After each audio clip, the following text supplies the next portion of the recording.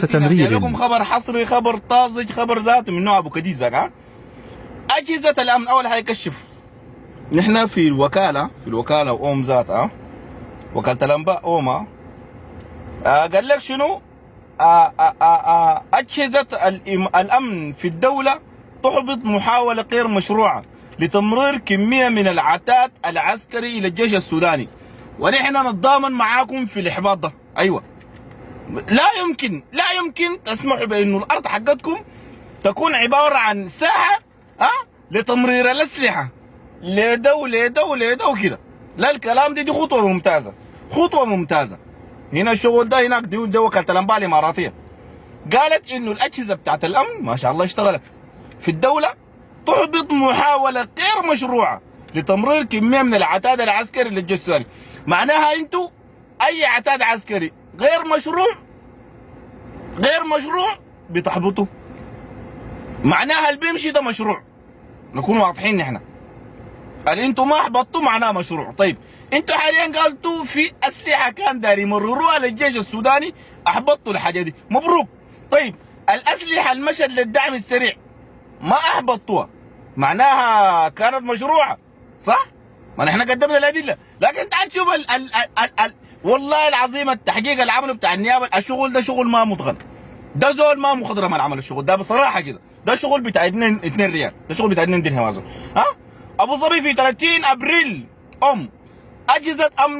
اجهزه الامن في الدوله محاوله لتمرير احبطت، ما قدروا يقولوها يا اخي، احبطت اجهزه الامن في الدوله محاوله لتمرير اسلحه وعتاد عسكري للقوات المسلحه السودانيه بطريقه غير مشروعه، مبروك.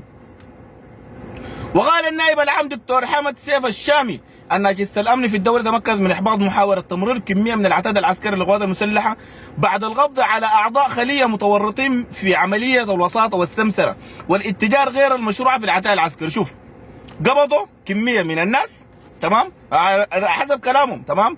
قال لك شنو؟ قال لك بعد القبض على اعضاء خليه متورطه في عمليه الوساطه والسمسره والاتجار غير المشروع في العتاد العسكري. طيب الكلام ده بيكون بيديك شنو؟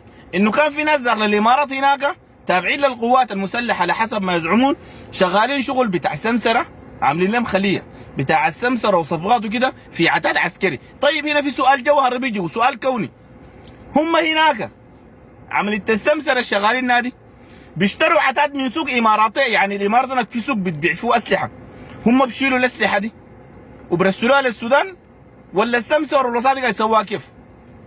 ولا في قروش بتجيهم هم برسلوها لجهات خارجيه بتشتري الاسلحه وبترسلها الجهات ديكي؟ انتوا التحقيق ده في الضبط بشنو؟ ضبطتم كيف؟ انا بواصل معك عشان اوريك الموضوع موضوع ركيك جدا جدا وشغل ما هنا، تمام؟ قال لك وجرى ضبط المتهمين اثناء معاينه كميه من الذخائر داخل طائره خاصه، في طائره خاصه لقوا فيها كميه من الذخائر. كيف؟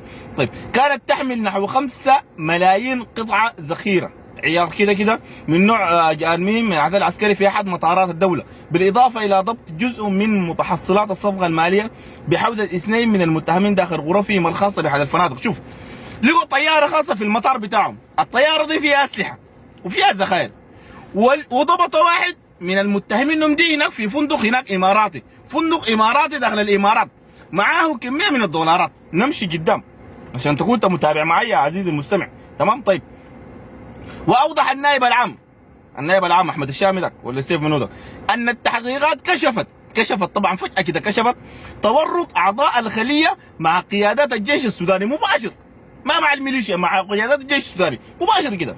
قال لك اصطدم المدير السابق لجهاز المخابرات السوداني صلاح قوش الطردوا ناس البرهان، صلاح قوش اللي كان لو كان موجود حيكون مسجون هسي. قال لك ده متورط، ده متورط. طيب وضباطا سابقين بالجهاز ومستشار وزير الماليه السابق، يعني الناس القدام الطردهم، دول المتورطين في الشغله دي، تمام؟ طيب وسياسيا مغرب الى عبد الفتاح البرهان وياسر العطا، يعني ما مغرب من كباشي ليه يعني؟ لا ليه يعني؟ ليه السياسي ده بالذات مغرب من برهان وياسر العطا وما مغرب من كباشي يعني ليه؟ ولا من ابراهيم جابر؟ ما مشكله، واصل. قال لك وعدد من رجال الاعمال السودانيين وانهم اتموا صفقه عداد عسكري شملت اسلحه من نوع كلاشينكوف وذخائر ومدافع رشاشه وقنابل بقيمه تجاوزت ملايين الدولارات، وتم تمريرها من الجيش السوداني الى شركات المستورده داخل الدوله باستخدام اول حاجه شوف عن طريق الحوار الحواله دار من خلال شركات مملوكه لاعضاء هيئه الخليه يصلوا على كلام كثير كده خرابط. ركز معي خلاص الموضوع. الناس ديل قاموا قالوا شنو؟ عندك القصه ككل كده في البيان بتاعهم هنا مش اقراه تمام؟ وقال لسه التحقيقات جاريه ما بدك تشوف شنو ثاني. قالوا يا اخي طياره جايه من دوله ثانيه، طياره خاصه. الطياره دي فجاه في الجو ماشيه كده قامت ضربت لمطار الامارات. التليفون اسمعوني يا الامارات هاي يا اخي والله مطاركم الكي ده خندر تزود لي بالوقود. الامارات قالت لا تمام تعالي تزودي. اشوف طياره جايه من دوله ثانيه من دوله ما معروف شنو تمام؟ الطياره دي جات تتزود بالوقود، يعني المطار ده كله كده بالنسبه له عباره عن محطه بتاعت بترول بس ما اكثر من كده. ليه؟ لانه الطاقم والناس اللي معاه ما حيقدروا يخشوا الامارات لانه ما عندهم فيزا دخول، هم جايين يتزودوا بالوقود ويمشوا بس. فهمت علي؟ طيب الطياره جات نازله، من المفترض تجي عربة الوقود يقبلوا الوقود يسلموهم القروش، يسلم ويستلم، يدوروا الطياره يمشوا. اتدخل نيابه وتحقيق هنا شنو؟ اتدخل شنو؟ يعني طياره نزلت عرفت جايب الطياره دي فيها ذخاير، مشيتوا ليه؟ ها؟ في نفس ابغى الاصرار والترصد. طيار دار تكون وقود، شنو اللي اشتبه فيها؟ ما طياره خاصه جايه من دوله ما معروفين، ولا الطياره قاعد ماشيه السودان ما ذكرتوا في التحقيق، لكن الطياره وجهتها وين ما ذكرتوها. دي الاشكاليه هنا. طياره جايه من دوله لقيتوا فيها ذخيره على قد شنو؟ بعد ذاك انت مشيت لميت ناس في الفنادق هناك، قلت في ناس متورطين كده لميتهم. الناس دي قال ضبط معاهم دولارات كده، رابطهم طوالي مع قياده الجيش لشنو؟ ها؟ قلت انه تابعين جزء منهم جزء منهم يعني متواصلين مع صلاح قوش وضباط سابقين في جهاز الامن والتفاصيل دي. لا يعني دير رابطهم طوالي مع البراد. لا يعني ها؟ علاقه النسب شنو هنا يعني؟ ها؟ العلاقه شنو هنا يعني؟ ماشي للجيش ما ماشي للدعم السريع نهائي ليه يعني؟ ها؟ ما السودان ده ما صاحبين فيه فوضى حاصله، ما انتوا قد تقولوا طرفي النزاع واطراف ثانيه وبراوني كده. يا اخي انت ما تقول ديل دايرين يودوا الاسلحه دي لك يا طيب البراسي بنمشيها لك طقع كده للجيش. الحاجه الثانيه الجميله قلت الجيش حول القروش دي حولها بون؟ حول القروش دي بون؟ ها؟ عن طريق الحواله دارتي كيف يعني؟ انا غدا مسلحه ما عارف عندها حساب بنكي اصلا ما عارف ما عندها. نحن فرضنا علينا عقوبات من 30 سنه يا زول بنحول قروش برا كيف نحن اصلا؟ قوات المسلحه دي يا زول ما قاعد تجيب حاجه قاعد يدوها شغل لله، والله بيدوها اسلحه لله زي يا بيصنع عندها. انت ما شايف شغال تركبونا كيف انتوا؟ ما عندنا بس نحن ناس جابلين دي قاعدين انتوا تجيبوا صاروخ بيطير كده بينطط بعدك بيمشي. نحن ما عندنا كلام زي ده. الحاجه الثانيه يا اخي لو نجيب نحن كلاشينكوف بنجيبه باللفه دي كلها والطياره تجي الامارات وكده. لا كلاشينكوف ده احنا ما نحن بوتين ده ما قاعد معنا في السودان بالمناسبه. بنجيب كلاشينكوف ده من كلاشينكوف ذاته من روسيا ذاتها المصنع ذاته. كلاشينكوف نعم محتاجين نجيبه باللفه دي. ها؟ القصه دي ما محبوكه صح، القصه دي انتوا حبكوها حبكه صح يا جماعه. بعد ذاك انت جبت الطياره والمتهمين والقروش وربطها بالبرهان وقلت دي محاوله احباط اسلحه داير يودوها بطريقه غير مشروعه، داير يودوها السودان. ثاني تحت تقول التحقيقات لسه جاريه، داير تكتشف شنو ثاني انت يعني؟ داير تكتشف شنو؟ ضبطت المضبوطات تمام؟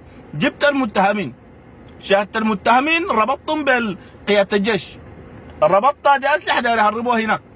داير تحقق في شنو ثاني؟ شوف القصه دي كلها موضوعها بسيط. طياره جات تتزود عندكم بالوقود، لقيتوا جو الطياره اسلحه، فجاه كده ظهر في ناس في فنادق، قلتوا مشيتوا للناس اللي في الفنادق ده لقيتوهم عندهم باقي دولارات، قلتوا 2 مليون دولار 2.5 كده مليون دولار تمام. طوالي قلتوا ده شنو تابعين ده عاملين الخليه بتاع السمسره معهم رجال اعمال ومعهم وربطتهم بصلاح قوش وضباط سابقين. بلاكم كده قلتوا في حواله جات من الجيش السوداني عن طريق حواله اسمها دارت تمام. طوالي كده طلعتوا الجيش السوداني شغال يجيب اسلحه كلاشينكوف كده وبيستخدم اراضيكم للحاجه دي.